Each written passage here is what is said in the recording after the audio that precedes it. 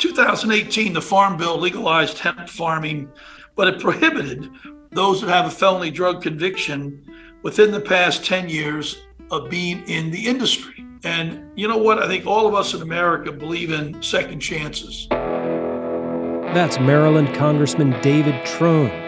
This is the Lancaster Farming Industrial Hemp Podcast. My name is Eric Harlock, and today we're going to hear from Congressman Trone about a bill he's recently introduced called the Free to Grow Act, which aims to expand the economic opportunities for formerly incarcerated individuals. We'll hear about why this bill is important to the congressman and what it's going to take to get it signed into law. We will also talk about the 2023 Industrial Hemp Act, also known as the hemp exemption, which would reduce the burdensome regulations on hemp fiber and grain growers. First, we'll take a quick sponsor break and then come back with a few nuggets of hemp news, and then talk to Maryland Congressman David Trone. This episode is brought to you in part by King's Agri-Seeds in Lancaster County, Pennsylvania. King's Agri-Seeds is working with a network of fiber and grain processors who are developing capacity in the Mid-Atlantic region.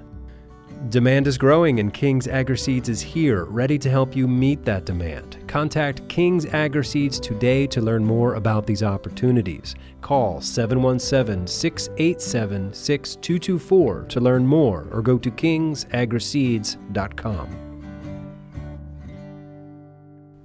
This episode is brought to you in part by I&D Hemp in Fort Benton, Montana, where they believe in the goodness of hemp. I&D Hemp is a family-owned, mission-driven, and environmentally focused industrial hemp food, feed, and fiber company, providing new opportunities for farmers and rural communities. Their mission is to provide innovative agricultural products and services to connect American farmers with the pioneers and businesses that see hemp as a way to bring real and lasting change to our communities and planet.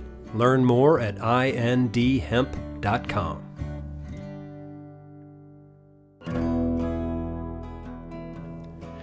All right, welcome back to our show. We've got a couple of news nuggets here for you for this first week of May 2023. Wow, it's May already. That's amazing. It's starting to warm up a little bit here in Pennsylvania. We had some really hot temperatures earlier in April, but it's cooled off again. But yeah, I guess we're getting into planting season here soon. How about you? What's happening in your neck of the woods? I would love to hear from you. Drop me a line at podcast@lancasterfarming.com. Anyway, yeah, a couple of headlines here for you. And this first one isn't really news, but I sort of like how it was written. So anyway, this one is from the Montana Free Press. It says that in late March, Senators Jon Tester, a Democrat from Montana, and Mike Braun, a Republican from Indiana, introduced the Industrial Hemp Act, a federal bill that aims to remove various regulations surrounding the cultivation of industrial hemp. While representatives of the hemp industry say the bill could help boost production, the proposed legislation also illuminates the obstacles facing industrial hemp as it seeks to distinguish itself from the cannabis and CBD markets. If enacted, the Industrial Hemp Act would eliminate currently required testing for THC, the primary active compound in marijuana, for the varieties of hemp plants grown for industrial purposes. The bill would also remove currently mandatory background checks for hemp farmers. Industry proponents believe the bill would facilitate expansion of and investment in the industrial hemp industry and help clarify public confusion about the definition and purpose of the crop. Yeah, it's true, it will. This next story comes to us out of South Dakota. The headline reads, "Industrial Hemp Plant Begins Production in Lake County." It's by Ren Murphy, who is writing for the Madison Daily Leader. The story says that a Winfred industrial hemp processing plant started its first day of production recently. The facility, operated by A.H. Meyer & Sons, is a decortication plant, which means it separates the hemp plant's fibrous outer layers, also called the bast, from the more wood-like core, also called the hurd. After undergoing processing at the Winfred decortication plant, the product can be sent to manufacturers who will further process it to suit their needs. Ken Meyer, one of the owners, said that about 2,100 acres have been contracted to grow hemp. So that's super cool. Congrats to you all out there. I actually met Ken Meyer out at NOCO in Colorado back in March, and I hope to be interviewing him here about this processing plant on a future episode. Here's a story from farmprogress.com written by John Hart. The headline reads, New Interest in Fiber Hemp. It says that floral hemp, for the most part, has lost its luster in North Carolina due to weaker demand for CBD. But that doesn't mean hemp is forgotten in the Tar Heel state. There is a renewed interest in fiber hemp thanks to strong manufacturing demand. I think fiber hemp has a really special place in North Carolina. That's not to say floral hemp or CBD doesn't fit. It fits very well. The market just wasn't there.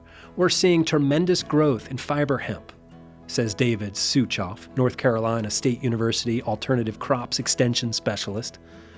Suchoff noted that manufacturers want to use hemp in textiles and other products, but there aren't enough farmers producing hemp to satisfy market demand. Manufacturers don't have enough biomass available to make products, and they don't want to invest in the manufacturing process if they don't have the hemp to process. Right, well, that's a good point. I wonder if there's anything legislators could do to change that. How do we get more farmers into this?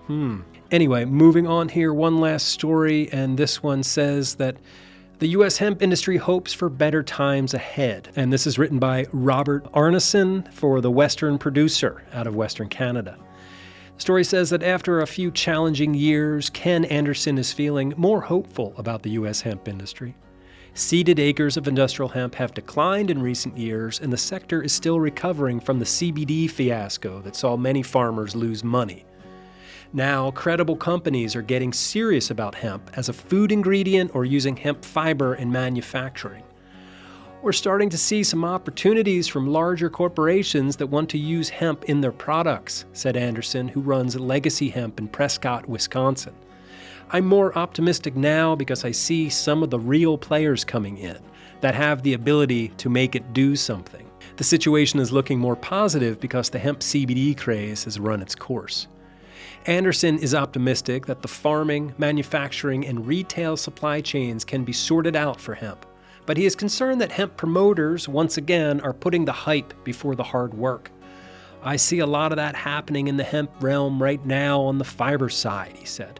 Everyone has jumped over to the fiber opportunity. Fiber is going to do this. Fiber is going to do that. Well, where is this fiber going? This opportunity is not real unless there is a real buyer. Right now, there aren't huge-scale buyers for fiber. U.S. farmers will likely plant a small acreage of hemp in 2023, possibly similar to 2022, when about 20,000 acres went in the ground. Canadian farmers have seeded about 50,000 acres for the last few years. Those thinking about growing hemp should think seriously about the market, Anderson said. All right, so that's the news from the Lancaster Farming Industrial Hemp Podcast studio in downtown Ephrata, Pennsylvania. I'll put these links on the show page for this episode at lancasterfarming.com. Maryland Congressman David Trone, welcome to the Lancaster Farming Industrial Hemp Podcast. How are you doing today? Fantastic. Beautiful day, Eric. Thanks for having me. Absolutely. I wonder if you could give us a quick introduction. Tell us who you are and where you're from. Yeah, no, happy to do so. My district is the 6th district in Maryland, and it represents all of Western Maryland. So I've got Frederick, Washington, Allegheny, and Garrett County, all very, very rural counties. And the farmers, an important part of my constituency. And matter of fact, I've been honored with the Friend of the Farm Bureau award every year. Oh, there you go. And so I'm very proud of that. And I try and feel like I've got a great connection with my farmers, having grown up on a farm myself. Yeah. Well, tell me quickly about where you grew up, because you have a connection here to Lancaster County, right? Yeah. No, I spent 30-some years in Pennsylvania. So I look upon myself as a Pennsylvania person in most respects. And I grew up in Adams County in a small town named East Berlin, Pennsylvania. And we had a 200-acre farm. Mostly corn, wheat, a lot of hay. Then we had 55,000 layers, and we purchased eggs from other laying operation all through Lancaster. So I used to drive trucks all through Lancaster picking up eggs, right. And in Lancaster, and we finished around 600 hogs at a time, and turned them over, buy them at 40 and sell them at 220. And so I understand that business. So here in Congress, I'm one of the few people that really gets farming, having done it for decades. Sure. Well, good. I'm glad you have that connection. Recently, you introduced the Free to Grow Act, which aims to end the unfair drug felony prohibition on hemp farmers. I wonder if you could explain that a bit to me and sort of what problem this bill is trying to solve. Yeah, we have 2018, the Farm Bill legalized hemp farming. It's important in my district in a couple of areas. That was the bill of 2018 Farm Bill, but it prohibited those that have a felony drug conviction within the past 10 years of being in the industry. And so what that does is we've got all these folks that are coming out of jail. 95% of folks that go to jail get released. And you know what? I think all of us in America believe in second chances. Everybody here, we all believe in it. We've all made mistakes. And when someone makes a mistake, they go to jail. But then after that, when they come out, we want them to get a job and build a family and be successful and not go back to jail. Because when they're in jail, we pay for them as taxpayers. And so let's have them pay taxes. Let's have them have a job. And let's us not pay them. So we like to be able to get returning citizens, and that's the politically correct word for someone that was incarcerated, a returning citizen, employed. And so this bill, and we've got it bipartisan, Dave Joyce out of Ohio, a good friend of mine, a wonderful Republican, is on this bill with us together. Shelley Pingree out of Maine, and together we're Lou Carrera out of California. So together, all of us are working to get this through. And I think it ties into the need that America has for more workers. Yeah. We don't have enough workers right now. So you've got bipartisan support. What else needs to happen for this bill to pass? Well, we got to just work it through the system. And let me tell you, nothing is slower than Congress. I have my own business now that I own called Total Wine and More. So I'm a large retailer for wine and spirits, actually the largest in the country. And we've got 12,000 employees I have around the United States. I operate in 28 states. So I understand business inside out. In Pennsylvania, obviously with your state store system, we don't operate in Pennsylvania, right? But we operate in all the other major states, with Texas and Florida and California being my biggest states. So I know the need we have for workers. Right. And I also know the slowness of Congress. But we got a good team. Dave Joyce, just a wonderful Republican colleague and a friend. And, together we just got to work to get this through. And I think we have a good shot at it. There's a growing area in Congress that says people deserve a second chance. I just started a Second Chance Caucus, and I got 20 Republicans and 20 Democrats. And together, we're working all kinds of legislation to get people that have been in prison to stay out of prison when they're done paying their time. Right. And I think we all want to see that because we all think that's the right way America, should be. So this jobs is a real opportunity, and the Free to Grow Act gets these folks more jobs. Do you think it'll pass as standalone legislation, or are you sort of hoping that it'll get wrapped up into the Farm Bill? I think it'll get wrapped up in the Farm Bill. Yeah, that's our best shot. The Farm Bill's got to pass. It's certainly really important legislation, top of my page. So we've got to get that one done. And I think this is a chance to slide right into the Farm Bill. Okay. I was recently out in Colorado at a hemp convention out there, the NOCO Hemp Expo, and I sat in on like a policy discussion about, industry priorities. And this, your bill was up there on like the top 10 list of priorities for the industry. So that's good. Do you have any thoughts on the 2023 Industrial Hemp Act that was introduced into the Senate last month by Senators Tester and Braun? Yeah, I think that's something we got to look at. It's bipartisan. You got two good guys on it, excellent legislators, and there's no House companion right now, nothing. So we're actually have that in our shop here. Okay, and we're going to take a good look at that. We certainly 100% support cutting all burdensome regulation. We ask our farmers to do way too much of regulation, and they don't have the capacity to do that. They can't be there to fill out forms. They got to go out and take care of their dairy cows. They're laying chickens. They're frying chickens. Right. They got to bale the hay. They got to combine the corn. And I've lived it, man. And we ask too much. Yeah. So that's something we're going to take a real good look at. And but seeing at first blush, it makes a lot of sense. Okay. Yeah. I mean, especially as a former chicken farmer yourself, you could see how growing hemp for grain would be, a good thing for the poultry industry. Right here in Pennsylvania, there is one company, Kreider's, that was given permission to feed grain to their laying hens. So there's like some hemp eggs out there. And while this bill isn't directly related to hemp as an animal feed, it will still sort of, bring in more farmers, like crop farmers, row farmers who know how to grow corn and soy. Hemp could fit right into their rotation, as a grain crop. So good. I'm glad that's on your radar. I know G.T. Thompson is, I believe, in favor of this legislation too. So I'm sure you're buddies with G.T. Thompson, right? No. Yeah. We'll make a note to get with GT on that. Yeah. I know he was on that. That's great. He'd be a great ally to work with. Yeah. The whole Pennsylvania delegation, Dan Muser, John Joyce, that whole crew in Pennsylvania, I work with.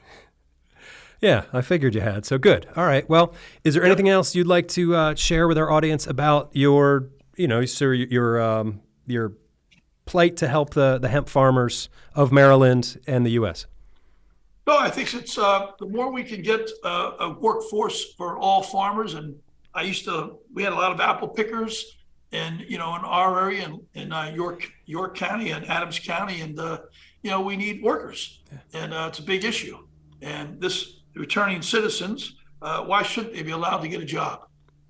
They've done their time. They're rehabilitated back in society. Yeah, let's help them be more productive members of society. So yeah, absolutely. Let them pay taxes and move on. Right. Yeah. So thank you. I appreciate it. Thanks, Eric. Congressman Trone, thank you so much. It's great to meet you and talk with you today. Thanks. Yeah, enjoyed it. Reach out in the future. We're always happy to help. And farming is something I got a real interest and passion for. All right, there you go. Congressman David Trone from Maryland's 6th District. In the beginning of that interview, he mentioned the counties that he covers, and one of those counties is Garrett County. So, of course, I have to give a shout out to Catherine at Backbone Hemp out there in Garrett County. Hey, Catherine. The other thing I wanted to mention is this podcast studio that I'm working in now. We're slowly putting it together. And I'm excited about a project we're working on where we're going to build acoustic sound panels. We're going to use hempcrete and hopefully some hemp wood in the construction of it. I am working with Cameron McIntosh at Amerishon Cast Hemp. In a couple of weeks, I'm going to go up to his shop and we're going to build these things. And of course, I will document the entire process and then share images of the finished panels as they're hanging on my walls here in the podcast studio. I'm also talking to Laura Sullivan, the hemp fiber artist from Vermont, about making some curtains for our windows out of some hemp fabric. So lots of cool hemp stuff happening here. Do you have some hemp products that you want me to have in the studio? Talk to me. Send me an email. Get in touch at podcast@lancasterfarming.com. All right, so it's a very short show today, possibly one of the shortest episodes I've ever published, and there's various reasons for that I'm not even going to get into here, but I know you're busy and you've got other stuff to do, so yeah, you can get back to work now. So my name is Eric Herlock. I am the digital editor at Lancaster Farming Newspaper, the greatest agricultural newspaper in the world. Yep, that's right. Check us out online at lancasterfarming.com. Get yourself a subscription to our print edition and we will deliver it to you every week. Or you can get a digital subscription and you can have it first thing Friday morning. Anyway, lots of options for you. A lot of great stories on our website at lancasterfarming.com. And, of course, our Hemp Podcast newsletter there at lancasterfarming.com. All right, well, thank you for listening. I appreciate you being part of our community. Until next time, I will see you in the newspaper.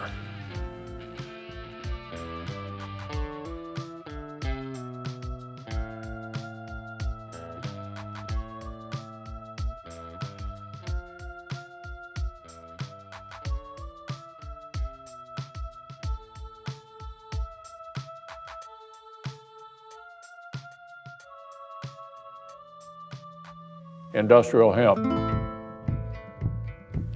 Season 3, Episode 15 of the Lancaster Farming Industrial Hemp Podcast is copyright 2023 by Lancaster Farming Newspaper, part of the Steinman Communications family. Today's show is written and recorded, edited, and produced by Eric Herlog.